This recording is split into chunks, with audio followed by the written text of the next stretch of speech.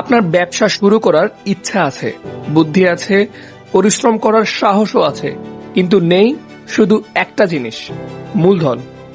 প্রতি বছর লাখো তরুণের স্বপ্ন থমকে যায় ঠিক এই একটা জায়গায় এসেই।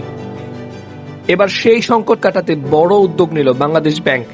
ঘোষণা করা হলো 1,000 কোটি টাকার বিশেষ তহবিল শুধু তরুণ উদ্যোক্তাদের জন্যই। গতকাল মঙ্গলবার association of bankers Bangladesh ABB নেতাদের সঙ্গে বৈঠক করেন বাংলাদেশ ব্যাংকের গভর্নর মোস্তাকুর রহমান।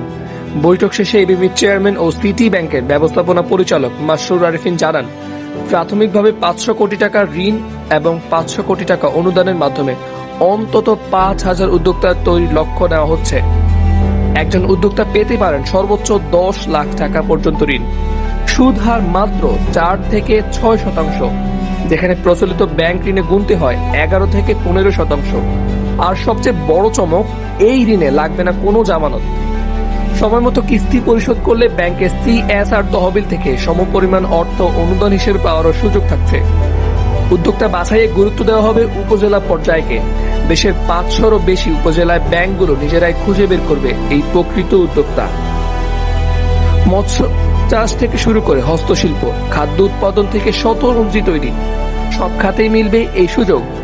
মূলধনের অভাবে থমকে থাকা হাজারো স্বপ্নের জন্য এই তহবিল হতে পারে নতুন শুরুর পথ। ইনুল কায়েস, অর্থ বাণিজ্য সংবাদ, ঢাকা।